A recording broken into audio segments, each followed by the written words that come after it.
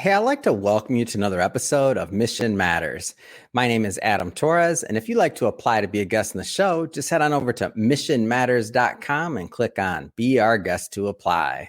All right, so we have a very special episode today. We're bringing back Mark Mears onto the show. We're celebrating that the book we've been working on, I don't know, for maybe the last year or so is finally out live. It's in the world, and we are promoting it. So for those of you who didn't catch some of our previous episodes, Mark is the founder and chief growth officer over at Leaf Growth Ventures, and he's also an author previously as well. So got his book right here. We'll be doing a recap on that as well. But first off, Mark, I know that's a long intro, man, but the more you come on the show, the more you do with us together as we collaborate, the longer it gets. Welcome back, man. Hey, Adam, it's always great to be with you and your listeners and viewers today. Oh, man. And one other thing I forgot on the intro. You're going to be our first speaker on the online and virtual event that we'll be launching with our Mission Matters MXM brand. So more to come for everybody listening on that. But I thought I'd drop that in as well. And then we can start this episode, Mark, the way that we start them all with what we call our Mission Matters Minute. So, Mark, we at Mission Matters, we amplify stories for entrepreneurs, executives, and experts. That's our mission. Mark, what mission matters to you? Great question, Adam. I actually wrote a purpose statement not too many years ago, and it is, I don't want to just make money and retire. I want to make a difference and inspire. And that means making a difference in the lives of others and inspiring them to want to do likewise, and what I call paying it backward. So when I go to Starbucks, and I know we've talked about this, but I think it's really important. It's, important for me to live up to my mission, and I pay it backward by buying a copy for the car behind me. And for that moment, they're feeling blessed that someone thought of them. They don't know, I don't know them. And when I drive away, I say a silent prayer that they're having a great day. And so I can't pay it for the car in front of me. They've already gone. And then what I find is by paying it behind me, it creates a chain reaction. It's called the law of reciprocity, where if you do something nice for someone, then they feel led to do something nice for someone else, oftentimes in greater measure. So that's that ripple effect or that expanded benefit that I really believe is my mission. So first off, thank you for sharing that. And as I and we've gotten to know each other more, and I get an idea for what you're doing and how you're doing it. And the more business leaders I just interview through the course of doing what I do, it's interesting because this concept of pay it backward, I feel like at one point it was like just something that you should do. Like it's something that's good. It's something that feels good. It's something but as you said, this law of reciprocity, like it also, I believe, makes, good business sense to do this. Can you maybe talk a little bit on that? Yeah, that's a wonderful segue, because those of us who are spiritually inclined know that we're supposed to treat others the way we treat ourselves, right? Absolutely. And that's just basic humanity. Yeah. But you brought up businesses, which I think is really, really important. And I happen to serve as a senior leader network member for an organization, a global organization called Conscious Capitalism, Inc. And their mission aligns very closely with mine, which is elevating humanity through business. So the way I look at it, governments have not proven to be all that effective of getting after some of the world's biggest problems. Religious organizations and nonprofits can only do so much. But businesses actually have the resources, if they're used correctly, to make a tremendous impact in not only their own communities across our countries, but even in the world at large. And to me, that is so important. And that's why I call it the Purposeful Growth Revolution. Yeah. It's a movement about awakening businesses to the opportunity, and I'll say the responsibility to give back in a way that enhances all four of their stakeholders, their members, their customers or clients or guests, their business partners, anybody in their business ecosystem, and their communities. Yeah. And to me, that is the recipe for growth in the right way, purposeful way.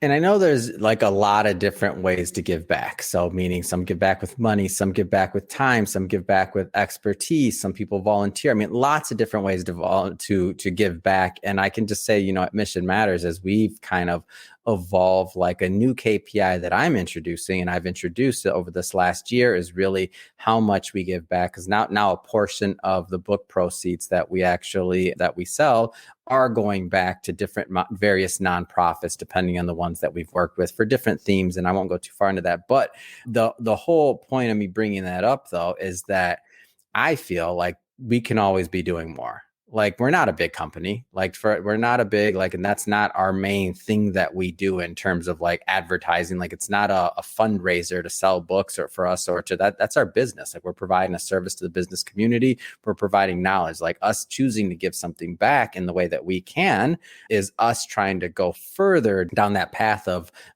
what I'm guessing the conscious capitalism, even organization, is all about. Mm-hmm. Absolutely. And what I love about Mission Matters, not to give you free advertising, you don't need it, but it says we amplify stories, and we know stories have power. They have actually been around since the dawn of man. And so we learn from each other, and not just how to do our businesses better, but maybe how we can make a greater impact, to your point, in the world. Mm-hmm. And I loved what you said about we're a small company, and you don't have to, apologize for that. Over 80% of business in America is done through what's called small businesses. But I will tell you, if you put your life savings into your business, it ain't small to you. Oh, yeah. Right. And then also I'll hear people talk about, well, once we get, a certain level of profitability, then we'll be in a position to give back. It's like, no, you're missing the point. You need to build it into your business model. Yep. And you will then see growth, because it's not purpose or profit. Yep. It's purpose and profit. And countless examples of companies, big, small, solopreneur like me can make an impact with our time, to your point, our talents, our treasures, or triumphs and travails, which is this idea of mentorship. It's talking about experience. It's relating stories to help others along their growth journey. And collectively, we all win. Wonderful. Yeah. And that was one of the things that I feel was holding us back for a while, was that idea of like, well, we can't, like, how much of it? And it was like, no, we have to put this in the design. So I'm glad you put that out there. Yeah. We have to tie it to something to the machine that we're building. Like, that's the way I look at a lot of businesses. It's a machine, it can't have a heart and a product and a soul, in my opinion, in terms of what the mission, but it's still, if you're a machine, it's meant to operate as a business. So if you want a certain output, you got to put a certain input. Let's shift it up a bit here. So I do want to spend some time talking about the content in the new book that we released together. And of course, we're going to talk about the Purposeful Growth Revolution. So 4 ways to grow from legacy to legacy builder. We're going to talk about that, of course, as well. But just let's start out with revolutionary 4D brand alignment, putting the human back in human resources, which is the content you contributed for our latest release. A lot of different things you could have done. I mean, you got a ton of expertise under your belt. Why this topic? Why now? Really, Adam, it's so timely and relevant. And because of COVID and the tremendous downstream impacts of COVID, it's almost as if it gave people a time out to kind of understand maybe, or be introspective and figure out not only what, but who matters most in their lives. Right. And so we'll start with the word revolution. I looked it up in the dictionary, and there's 3 different definitions, and I thought they were really relevant to this place and time. So the first definition of revolution is an uprising of the people. Well, the Sloan School of Management at MIT did a survey of 34 million Americans who left the workforce during COVID and asked them a simple question: why? The number one answer, Adam, over 10 times greater than the second most given answer, was toxic work environment. Wow. And compensation didn't come up until number 16 on the list. Wow. It's as if people were saying, I'm mad as hell, I'm not going to take it anymore. I don't want to go back. So it was the work environment. That makes me think of, like, back in the day, maybe like a factory or something. Like, I don't even know. Like, but you wouldn't think of that when, people are just going to work. It's interesting. No. And I think we've all tolerated a command and control style for so many years. And younger people today are saying, I'm not sure, that's not my expectation of work. Yeah. So McKinsey did some research and found that nearly 2/3 of the folks they surveyed during COVID said they had now reflected more deeply on their purpose in life, and nearly half said they were reconsidering the kind of work they did because of the pandemic, and millennials were 3 times more likely to say they were reevaluating work. So this idea of revolution being an uprising of the people, it's happening. And we're seeing deeper levels of disengagement, quiet quitting, is I guess what the kids call it these days. So purpose matters. And so the second definition is a dramatic change in the status quo. Do you think we've had a dramatic change in the status quo over the last few years, not only with COVID and hybrid or remote working and this thing called Chat GPT with AI and machine learning? I mean, it's as if, all these trends were moving in this direction, but it was almost like someone put it in a microwave, turned it on high. Yeah. Right. It just accelerated and amplified the development curve by probably several years. And then the third definition is this idea of a circular orbit around an object. So what are we revolving around? And I'll say it's us. It's our purpose, and that we have to feel like we're whole people. And so I believe we should start with who, not why. And sorry, no offense to Simon Sinek, but starting with who, specifically who we serve. Yeah. And I believe there are 4 realms of service. There's spiritual, relational, professional, and personal. We're whole people, and we need to feel comfortable bringing our whole self into the workplace. And so that's why I say, put the human back in human resources. I want to go further in this concept of these 4 different parts that you mentioned, because to me, like, this was when I read this, and I mean, I kind of hadn't really thought of some of these things, because I'll be upfront, I was a great corporate America guy. I'm probably was a better corporate America guy than I am an entrepreneur. I'm learning, I'm getting better, I'm building, Mark. Awesome. And I've been very, I have an amazing team and a lot of individuals around me that care and that help, and that whether they work for me or not. But that being said, I was a great corporate America guy, and I was just good at it. I was good at following orders. I was good at checking the boxes, doing what I had to do. So when I read your work, it was almost like permission. Like, oh, wait a minute. I never really thought about how much time we spend at work collectively, how much of our life it is. And when you cut out some of these other pieces, or you don't bring those in, it's almost like there's a third of your life. Or for me, I worked a whole lot more than that. Yeah. That's just been my path. That's what I enjoy doing. I've always been in careers I've enjoyed. So I've always put a lot of effort and time into them. I didn't necessarily always have to, but I love what I do. I always have, whether it was when I was a financial advisor or now with Mission Matters. I just love it. So that being said, I almost have permission after reading this, because I never thought of it from these angles, to be whole throughout my day. Can you kind of maybe just go maybe a level deeper into these different parts? Yeah, well, I'll start with the 4 kind of spiritual, relational, personal, professional realms of service. Because if you just start with why, what lights you up, that's great. But I believe we should start with who, because you think about who you serve. And I remember working crazy hours and long commutes. I lived in LA too.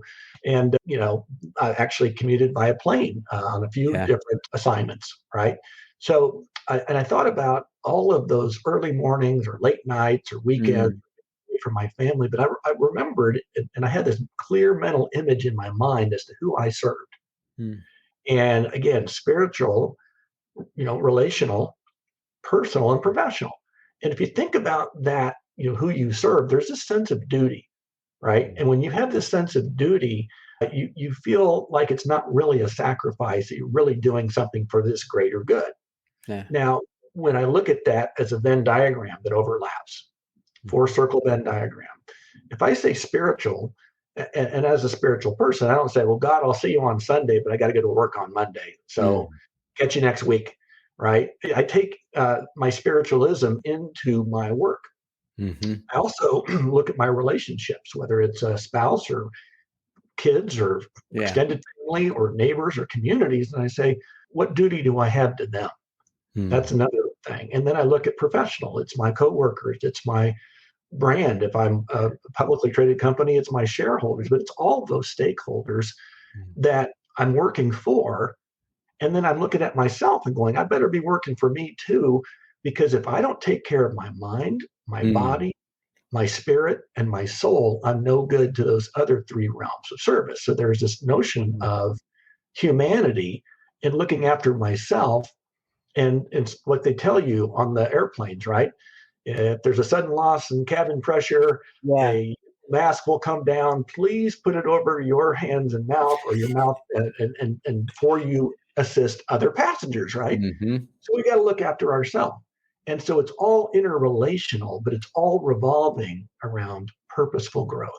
It makes sense. And I mean, the way that you say it sounds, I won't say easy. Sounds like some simple concepts, but it's all in the implementation, like with anything in business, in my mind. If there's like, and I obviously there's only so much we can cover in, one particular podcast interview. And of course, and we're going to get into your book. So we're going to obviously pick this up. And this is, in my opinion, one of the great starts. So in terms of somebody going down this path, but somebody that's listening to this, if they're hearing these ideas, they're thinking about, like, they have that kind of like aha moment, like I hadn't really thought of things like that, and they're thinking about where to start this journey. I feel like in so many things, like the start is some of the hardest things, like going to the gym, whatever it is, go once, go again, like all that start's always hard, in my opinion. Like, where does somebody start when they start going down this new ideology? Well, this is where, I've actually got a new concept that is so simple. I was in a LinkedIn newsletter I wrote in February. I was trying to come up with something linked to my book, but also to the season of love, because Valentine's Day. And I got to thinking love, you Mm, know, by putting the human back in human resources, all we need is love. mm. But it's not the kind of love that's going to get you a quick call from HR and escort out of the building. Yeah. It's the idea of listen, Yeah. observe, value, and empower.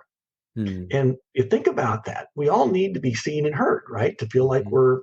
we're there, we're somebody, Yeah. right? So listening to somebody on a deeper level, Mm, understanding the who they serve, mhm, the why they do what they do, the how they're uniquely gifted, their mhm. superpowers, and then the what they do, then you're going to be a better leader because you're listening to them. And also listen not only to what they say, but what they don't say. Mm, Think about what fears, what anxieties, what mm. worries might they have at home beyond the work, and Yeah. because they're going to bring that to work, right? And they're not going to do it overtly, but it's still going to impact them. Yeah. So if someone's worried about AI taking their job, or how do you listen to that? What about inflation, or what about this impending recession that we keep hearing about? There's a lot of fears that people are going through over and above when we were in the midst of COVID, right? Mm. And observe them. And by observing them, I'm not talking about an annual performance appraisal. I'm talking about real time coaching. For Yeah. example, I live here in Kansas City, home of the world champion Kansas City Chiefs. Well, Andy Reid wouldn't wait till the end of the season to coach. He does it all the time. Every Mm. practice, every film session, Mhm. or every game. And it provides people with what they need to be their very best. And so Mhm. then valuing them as that whole person, not just Mhm. as a worker, but valuing them by giving them opportunities to learn and Mhm. grow and develop.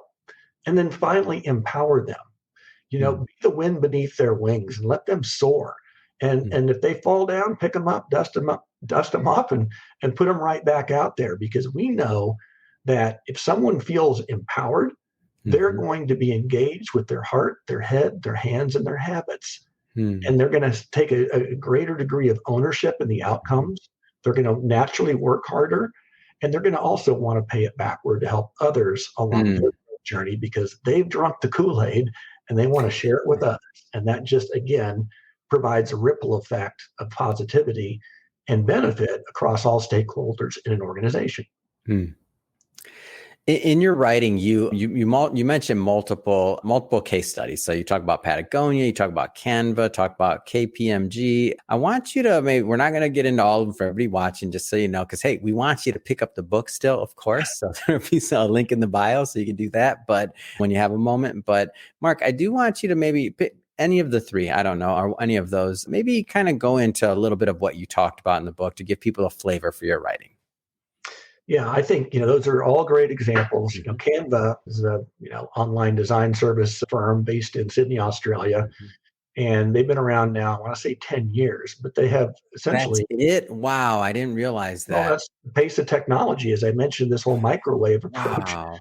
But they're now over $41 billion Yeah. in revenue, but they have a simple two-step process, which is, you know, uh, grow the biggest, company we can, but also do the most good.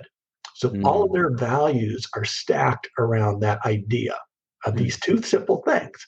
And so they integrate their value, they connect it to their business model. So many times when I talk to people about purpose, they're like, yeah, that sounds fluffy. That sounds airy fairy cotton candy.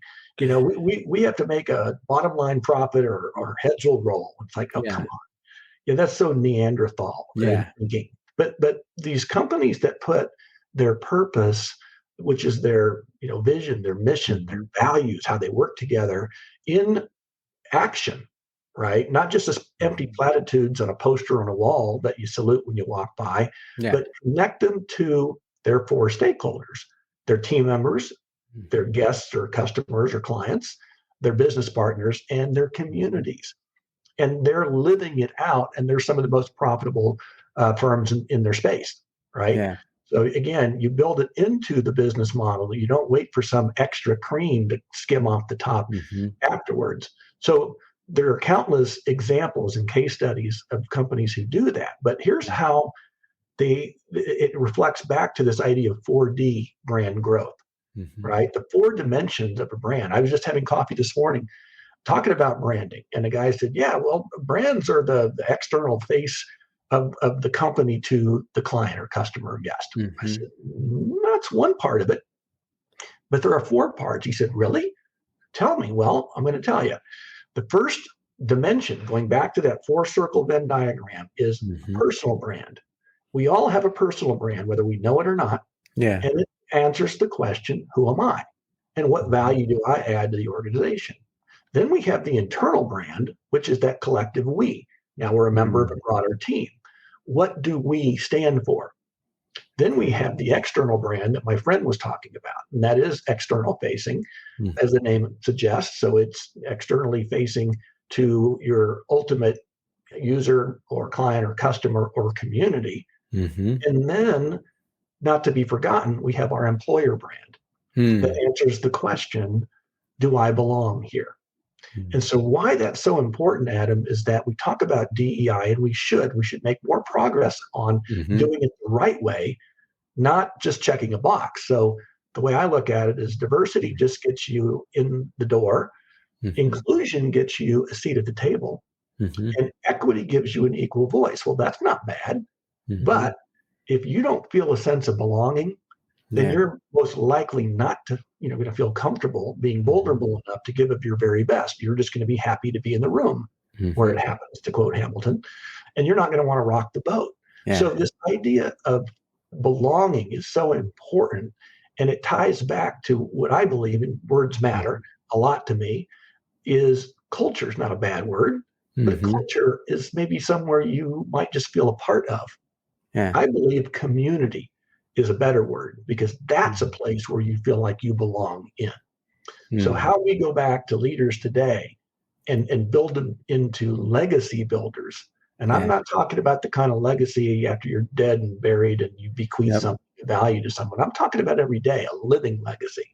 Yeah. It's putting in place these tenets that I've been talking about. It's Mm. integrating the four dimensions of the brand, but Mhm. understanding in the middle of all of it is purposeful growth and putting the human back in human resources. At the end Mm. of the day, whether the robots or the zombies or AI takes us away, we're Yeah. all still humans, right?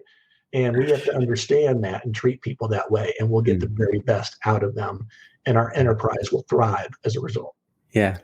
Well, once we get talking about brand, you and I know we can talk all day long. We've had some great conversations about that, and we'll go further. But I want to shift focus here. I want to spend some of the time that we have left on the purposeful growth revolution. So, 4 ways to grow from leader to legacy builder, and this would be, I mean, this is in my opinion, and correct me if I'm wrong, I mean, this is the big body of work and the core of your philosophy and this movement you're leading. Am I off on that?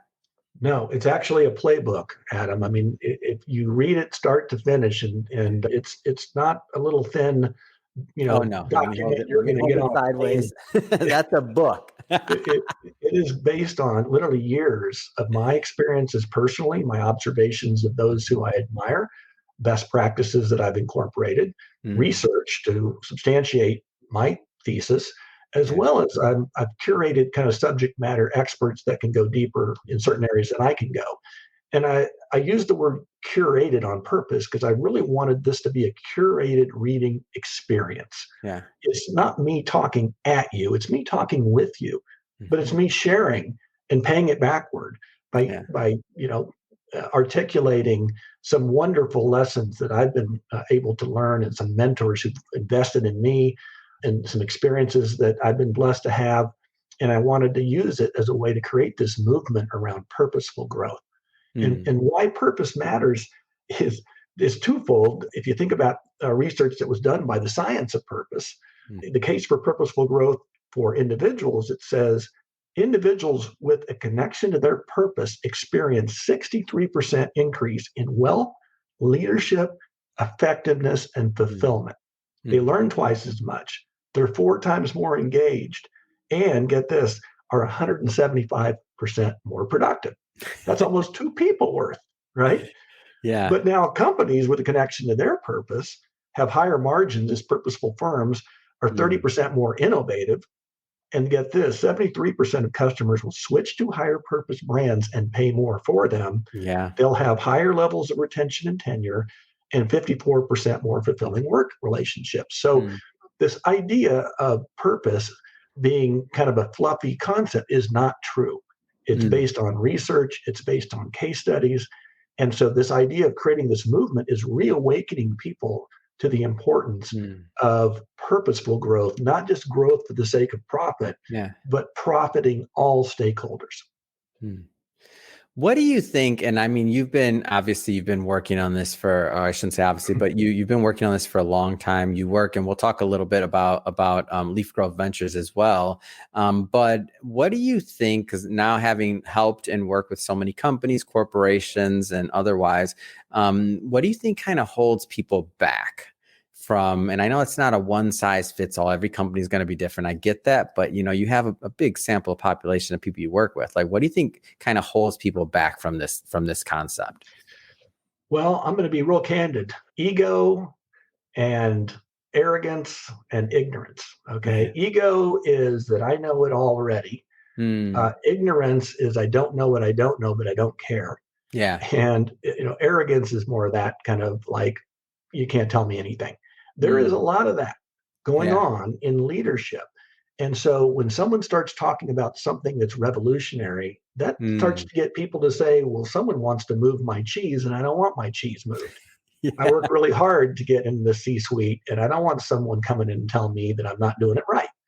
And Yeah. look, we're making money, and look, they're not understanding the point Hmm. we all can learn. And I will Hmm. say, one of the things I've always been told is stay green and growing. Hmm. And that's how I live my life. And that's what I'm now using for the back half of my life Hmm. and career with this whole purposeful growth revolution is Yeah. paying it backward to help others along their growth journey. Yeah. So change, we're all creatures of habit. We don't Yeah. really like Change is change. hard. It hurts. My It brain hurts. gives me pain during change. I'm like, I got to do something different. It hurts. Go. They're called growing pains for a I'll reason, pick on right? myself here. I'm not the only business owner. Whoever's out there laughing at me, Yeah. you hurt too during change. Don't even try it. Don't judge me.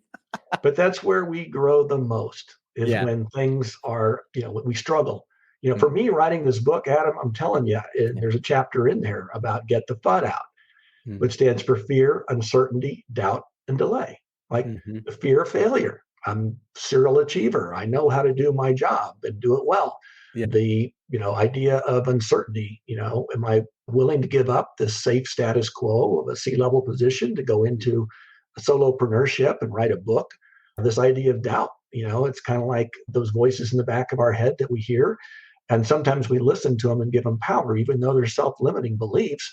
of nobody knows me. I'm not some rock star CEO. Who wants to hear from me? And then finally that leads to delay, right? Mm. Based on those three things, it's like, okay, I'll put it off. I'll give myself a little shot of dopamine for make myself feel good for the moment, and I'll get back to it later. Well, that's how long it took me to write this book, because it has been chasing me for Yeah. several years until I finally listened and said, you know what, I got to do this.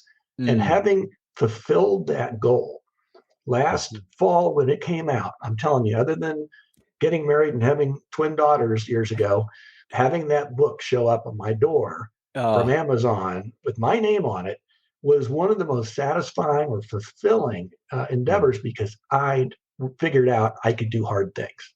I could Mm. do things I knew nothing about, and I could listen to a calling and Mhm. follow it faithfully until I reached the objective. And that's really the encouragement I would give your listeners, those who are entrepreneurs, Mm. is just don't give up. Yeah. And I mean, I may sound biased, and I am biased because I'm a publisher, but I always like, I preach on this show. I'm like, get your story out there, get your message out there, whatever you feel is your calling in terms of your message that you want to document, that you want to help others with, put it in a book.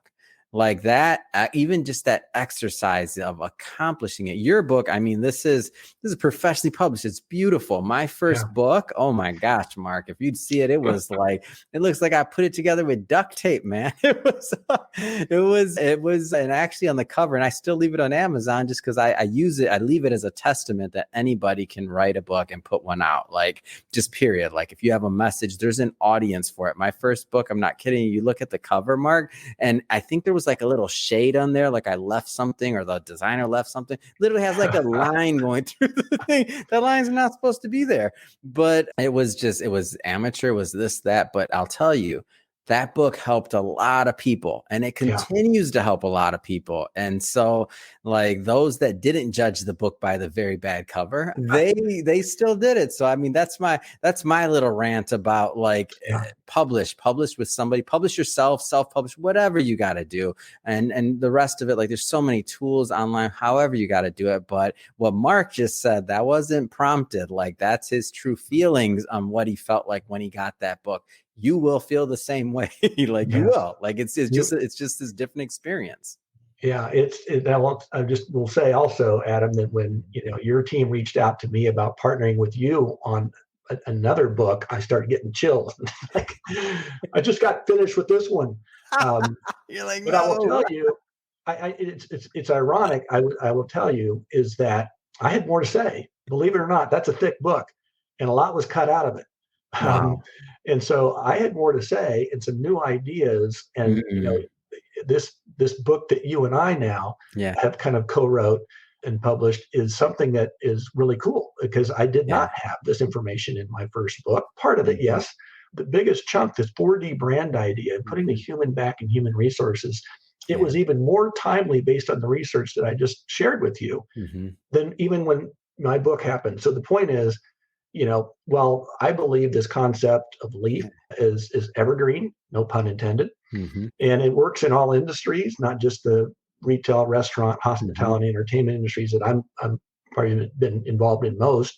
But now having a new angle on it, a new twist, a new Mm-hmm. idea, and then you providing a forum to share that, I just found that, again, very timely and relevant. And Mm-hmm. Adam, I don't believe in coincidences. Yeah, I don't either. So it's fun to be part of the journey. I'll tell you with you. It really is. Yeah, I want to spend a couple minutes here though. I'm not going to let you off the line, Mark. Leaf Growth Ventures. Tell us how yes, you're helping company. I want our audience, because at the end of this, I definitely want you to leave also contact information, websites, like how sure. people can connect with you. Yeah, Leaf Growth Ventures, and LEAF is an acronym that stands for Leadership, Engagement, Accountability, and Fulfillment, which is outlined in the third section of my book. Again, all intertwined around purposeful growth. Well, I got that epiphany the day after unceremoniously being let go from a president's role by a Mhm. new company that had just come Yeah. in. We were living in Southern California at the time, probably not far from you. Mhm. And this was like February 21st. And that's about the time that the first kind of signs of spring emerge. Well, after a fitful night of sleep, I took the dog out back in the morning. Dew was settling in. The son came over that wall in our backyard. Adam, as God is my witness, it's shown on this fig tree that was barren from the 5 or 6 weeks of winter we do get in LA, right? Yeah. And it there on one end of a branch was this tiny little green sprig of a leaf just starting to emerge. And it was there I got this epiphany that leaf is a symbol of growth and rebirth, as well as an acronym which stood for leadership, engagement, accountability, and fulfillment. Hmm. So what I'm doing now is in my leaf growth ventures, I have different ventures, but they're all around growth, purposeful growth. So it's about inspiring individuals, teams, and organizations to find purpose in fulfilling their true growth potential, and in doing so, help make a positive, impact on the world. Mm. And so it's speaking, it's business consulting, and I'm working right now on a really cool e-learning platform on my website, which is www.markmears.com. And I invite your viewers and listeners to go to that website, and you can take a free purposeful growth self-assessment. It's right there on the homepage. Takes about 5-6 minutes tops.